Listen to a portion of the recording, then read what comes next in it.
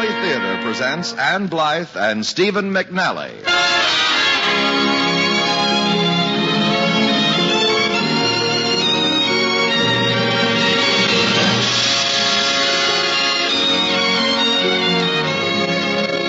From Hollywood, the Mutual Network, in cooperation with Family Theater, presents World Without End, starring Ann Blyth. To introduce the drama, here is your host, Stephen McNally.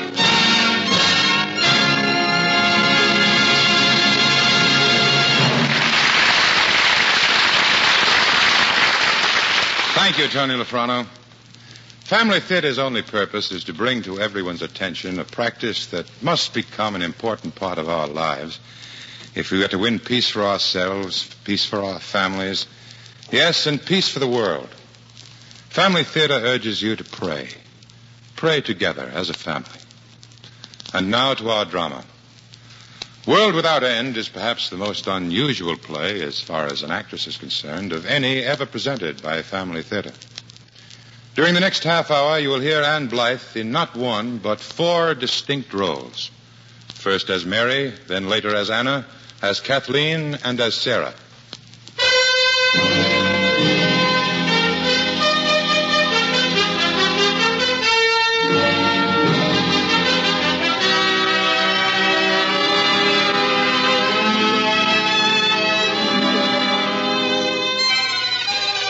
And now our curtain rises. The time, late autumn of 1950. The place, a small mountain lodge in the backwoods of Canada's Quebec province. Chris, it's starting to snow. Amazing. Oh, but it's snowing hard. Suppose we're snowed in here. Oh, perfect. If there's anything better than a 1-month honeymoon, it's a 3-month honeymoon. Oh? And what about your job? Oh, who cares about a job? Come here. I'm here. No. Down here by the fire. There, that's better. Hello, Mr. Jordan. Hi, Miss Jordan. Sweet. We should think about the storm. You think about it. But we must get out by Wednesday. How else can you be back at work on time? I think of all the famous buildings just waiting to be designed by an architect named Christopher Jordan. Oh, we'll get out.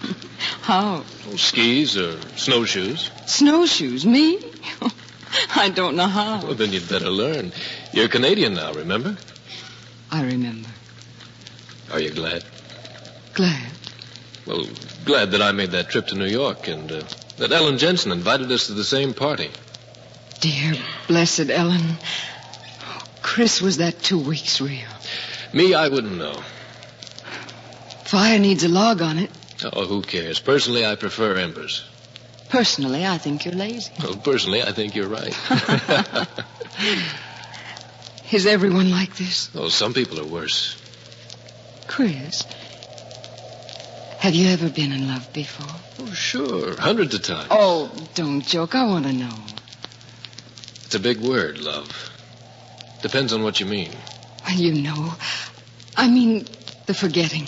Forgetting that you're you.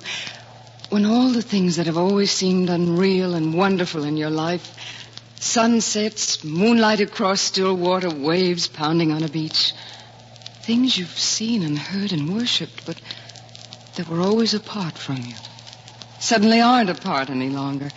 The sunsets are singing inside you. Oh, that's crazy. Sunsets can't sing. Well, I'm not so sure. There aren't really words to say it. Maybe ecstasy is what I mean. Not the ecstasy that's gone in a moment, but the kind that's only born when the miracle happens. When the man and woman meet who, through all of time, were destined only for each other. And you can even ask if I've ever felt that for anyone else. Chris. Oh, you're the only one, Mary. The only one there could be. Now and forever. Forever, Chris. It is forever. Hello! Chris. What? I thought I heard someone calling. Well, I didn't. Perhaps it was just a... Hello, Chris Jordan! Well, you're right. Hello, Chris! Why, it's Renee.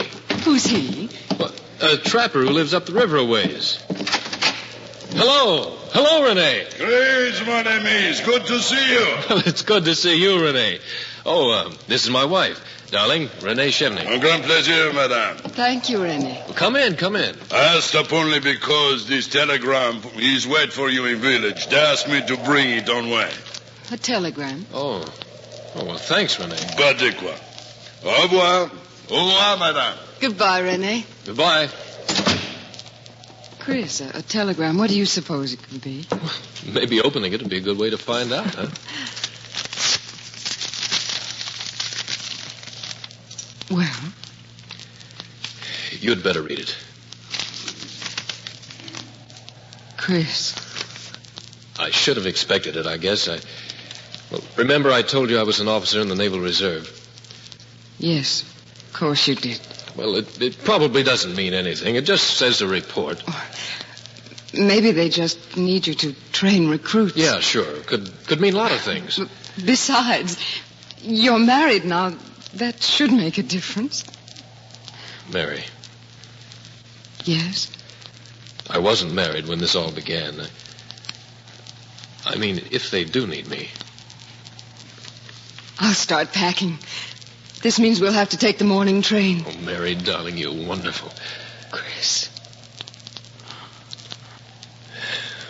Will you go home to your folks and wait there? Of course not. I'm a Canadian now, remember? Besides, your mother will be lonesome.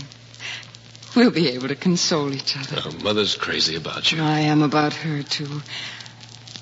Maybe I like the kind of son she turned out. Chris.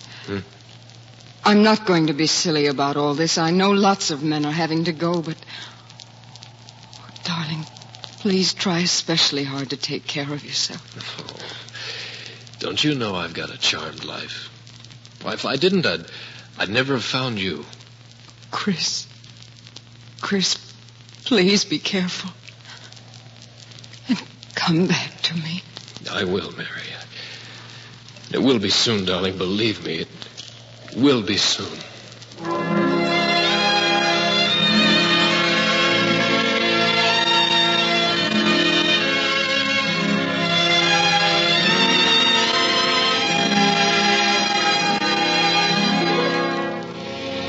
Chris, darling, is it only yesterday you went away? It seems like 5 centuries ago.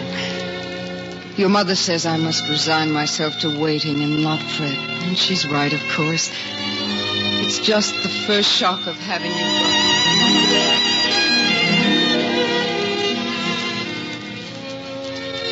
Chris, my sweet, at long last your letter came this morning. I read it 12 times and then read it to your mother, leaving out only the little parts that were especially our own. To have your own dear words there on paper, something I can cling to. Oh, Chris, will you wait here?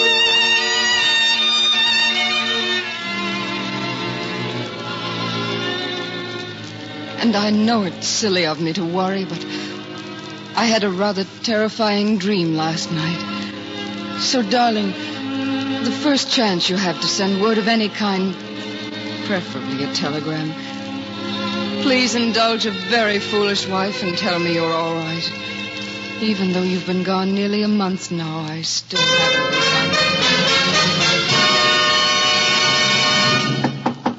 resigned. Mary? Mary, dear? Yes, Mother Jordan, come in. Mary, a telegram. For you, it just came. No. Mother Jordan, it may be leave. Chris may have leave. Well, perhaps if you'd open it instead of just staring at the envelope, you'd know. Look at me. I'm all thumbs. I never could open one of these without tearing the message. There. What does he say, Mary? Mary? It's not from him. Then who? We regret to inform you that your husband, Ensign Christopher James Jordan, was killed in... Mary.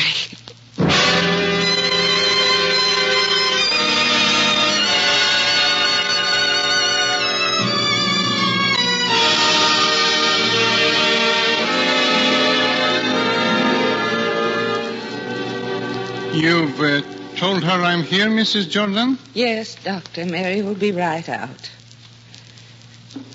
Doctor, are you sure this is wise? To tell her now? Sure. In a case like this, no doctor can be sure of anything. But it has been 10 days, and after all, perhaps the shock of it will, well, bring her out of herself.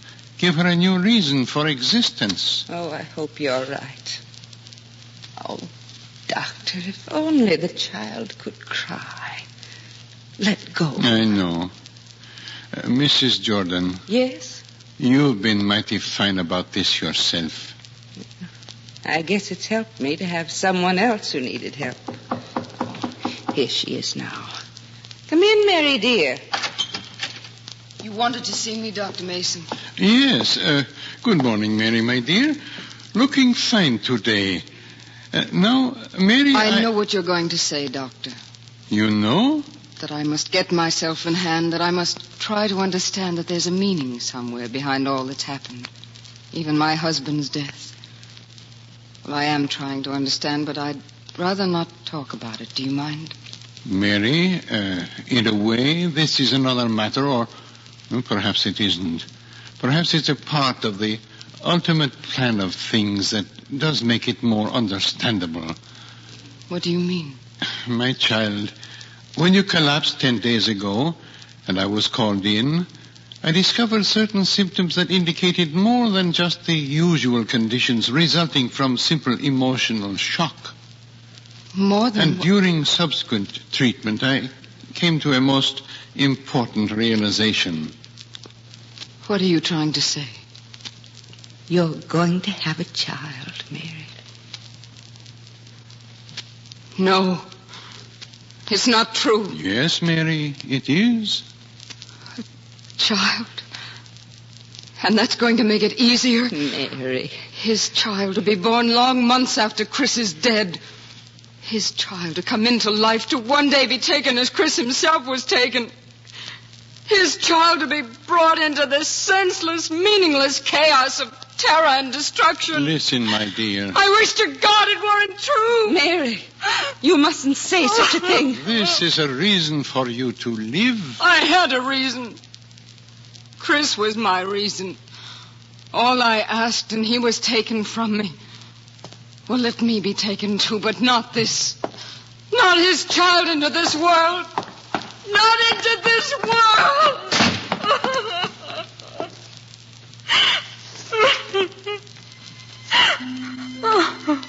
Mary? Mary? Who are you? That is not important. I come but as a messenger. They have sent me. They? Who do you mean by they? You must come with me to understand. It may not be told in words. You must come, Mary. Where? Across space and time. It is your one hope to understand. You shall come with me, Mary.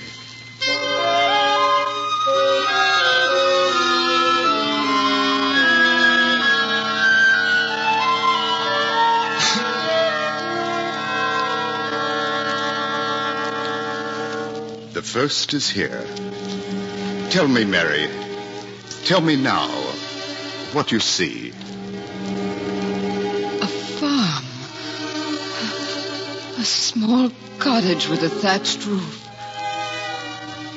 This is another country. It is Belgium. And now within the cottage, what do you see there? A young man in a strange uniform. He's crying. A girl stands by his side. What are they saying to each other? Listen, Mary Jordan. Listen, and you shall know. And I did run away, Anna. I had to. I was not alone. There were others, hundreds of them. I cannot believe it. Not you, Paul. You are not a deserter. You do not understand. The leader of the enemy is unbeatable. There's to be a battle tomorrow at the village beyond the hill. The enemy will win. That will mean the end of Belgium. The end of Europe.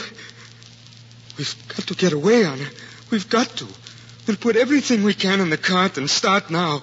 Perhaps somewhere we can find refuge from the conqueror. No, Paul. But Anna... We do not run away. And you will go back to your regiment. Now, before they discover you have gone. I can't go back. You can do nothing else.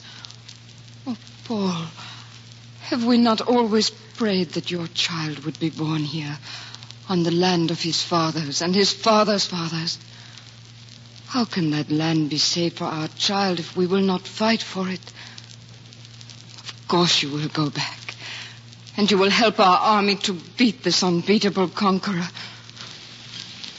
And you will return here to be with me in my time. You will go back, Paul. No. Anna, you're not afraid. You're not afraid even of the conqueror. I am not afraid. Go, Paul. No. Go. Yes, Anna. I will go. Goodbye. Goodbye, Paul. Paul, where did you say the battle would be tomorrow? The village beyond the hill. Waterloo.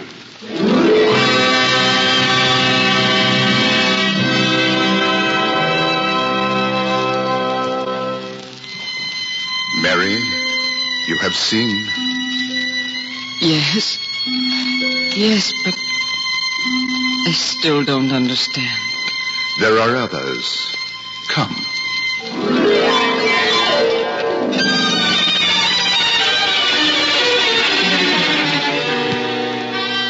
The second is here. This country is... It is Ireland. A stone house beside a lake.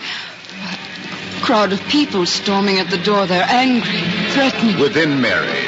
It is within this place that you must see. So it's Schwartz they want, is it?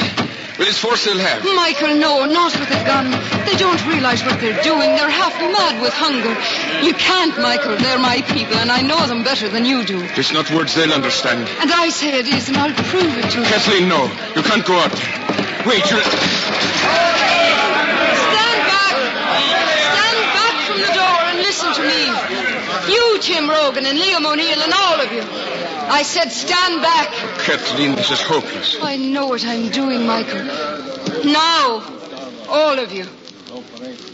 What's the meaning of this? You know what the meaning is. You've got food here, you and your great lord. A cellar full of it. You're living on a part of the land while the rest of us are starved. That is not true. There's no more inside these walls than in the house of any one of you. Oh, and it's that shamed you should be for believing otherwise. Because my Michael is a lord, do you think he's not Irish in his heart? I say there's food inside. And I say there's not. What we had, we shared like all the rest. Now get on with you. You men brandishing your staves and hoes, you do better to be working with them. This morning there are new plants sprouting in the valley fields. The plants we've been praying for these many months. Plants that would grow the faster with some digging. If there were men with the brains and the brawn to be doing it. New plants sprouting. That means the beginning of the new crop. You hear that, you lazy brawling banshees? New plants. Get on with you. Tend to them. Get on. See, Michael. Oh, it was hope they needed. That's all. New hope. Kathleen, are there new plants in the valley field? Very few. Oh, but there'll be more, and soon. There must be, Michael. Oh, because if there aren't, then it's the death of Ireland, and the death of Ireland is fair the death of the world. And the world doesn't die, Michael. It gets almighty sick sometimes and sets up a terrible wail of agony. And those who lack good ears are sore distressed. Oh, but if you listen sharp, even through the moaning and the cries of terror, you can hear another sound. It's laughter, Michael. The laughter of another day when all of this shall be forgotten. Michael, remind me. Remind you? Oh, that was a pretty phrase I made just now. Remind me to tell young Michael shortly after he's born. He'll be proud to know he has so devilish smart a mother. Kathleen, I can't believe it. Believe what? That you're actually not afraid of the famine. Afraid? Sure, how can I be when I've got your son beneath my heart? Would you have him born a coward? Of course I'm not afraid.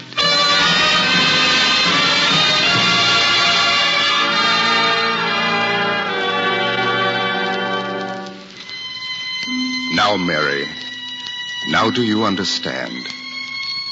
I believe I'm beginning to. There is yet another. Come.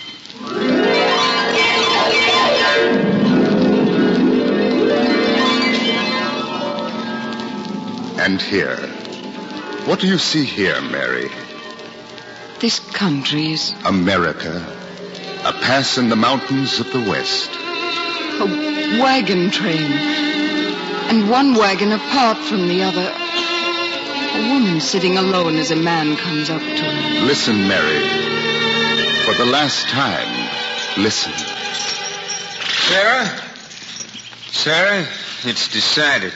What is, Jim? Well, the wagon train's going to make camp here.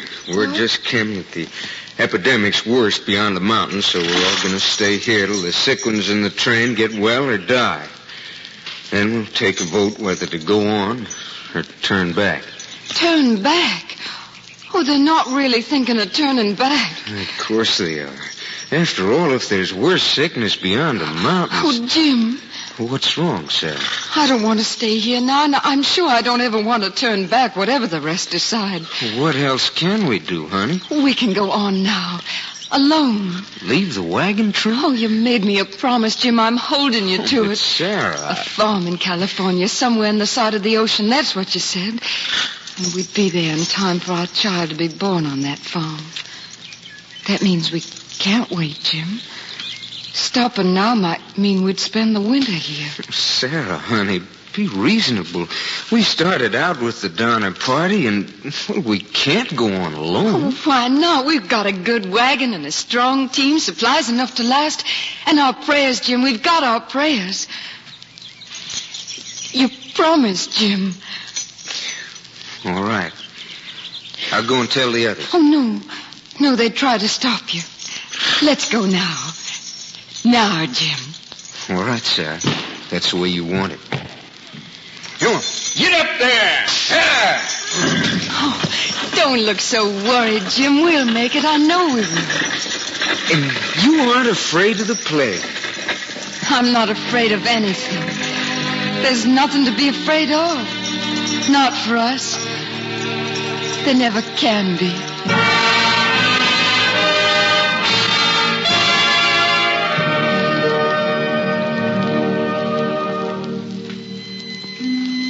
Now, Mary, now do you understand?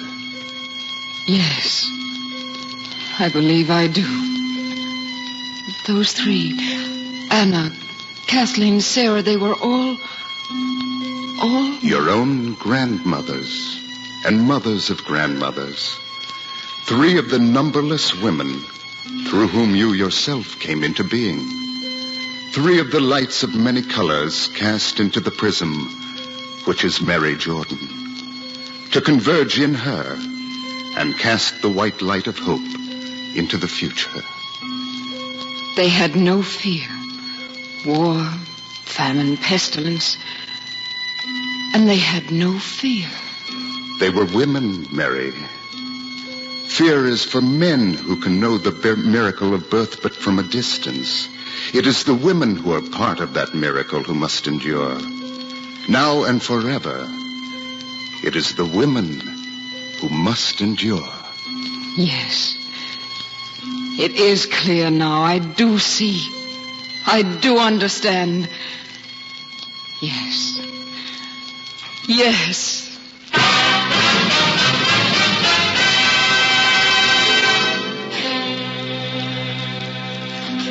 Yes. I do see. I do see now. Mary. Mary, Oh, my Mother dear. Jordan. Mary, you must try. I'm going to have his child. His child, Mother Jordan, and I'm glad. Mary. He'll live again in his child. He'll live to hear laughter. I'm going to have Chris's child. Mary, you're not afraid. Afraid? Afraid of what?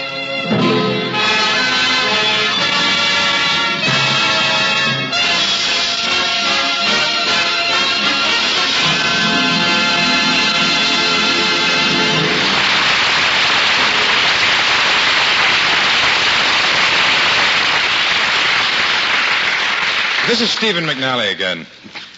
You know, some folks just love a symphony. Others, a Dixieland band. And a boogie woogie. Well, maybe that's your choice if you happen to be an extremist. Me, well, I'm afraid I'm not much of a musician. But in a sense, though, I'm an extremist, too. Because for me, there's a whole wonderful symphony in the jingle-jangle of a bunch of keys. Here, let's see. This shiny one. The key to my house. Lets me into the shouts of my kids, the welcoming kiss of my wife, and boy, those biscuits smell good in the oven. Here's the key to my car. A passport, so to speak, to the mountains, the seashore, all sorts of pleasant places. And this little one now, my mailbox key. Oh, much more important in its size. It's just full of surprises, this little fella. I mean, beyond the phone and the gas bill and the income tax form. Well, I won't bore you with a whole catalog, but here's the key to an old trunk I haven't used in years, the garage key, and here's the... I forgot what this one even is, though I've kept it on my ring for years. Are you like me? Afraid to throw away an old key, thinking sometime, maybe tomorrow, you'll need it. The chance to open an old treasure chest somewhere, or a castle. Maybe your castle in Spain. I'll bet you are. Yes, it's kind of fun contemplating a bunch of keys. I never think of keys as lucky, things up. It's always more important and pleasant to think of what they'll open up. You know, prayer is a sort of key, too. But I'm afraid for all too many of us, it's like that old key in my ring. Oh, it's there, all right, but we've forgotten its particular use. But it's a tremendously important key, prayer is. For it opens the gates of heaven, unlocks nature's greatest harmonies, and lets us into the boundless treasury of God's mercy. A closing reminder. The family that prays together stays together. More things are wrought by prayer than this world dreams of.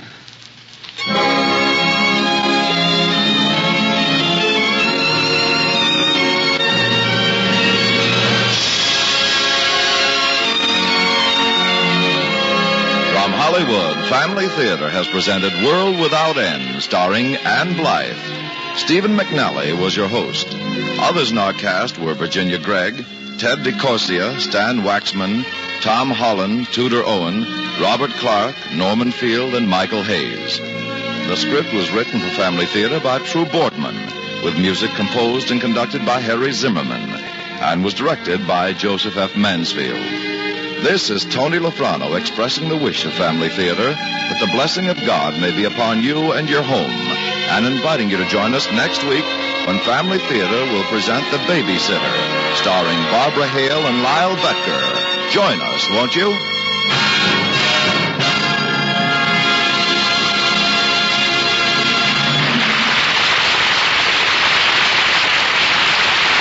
Family Theater is broadcast throughout the world and originates in the Hollywood studios of the world's largest network. This is the Mutual Broadcasting System.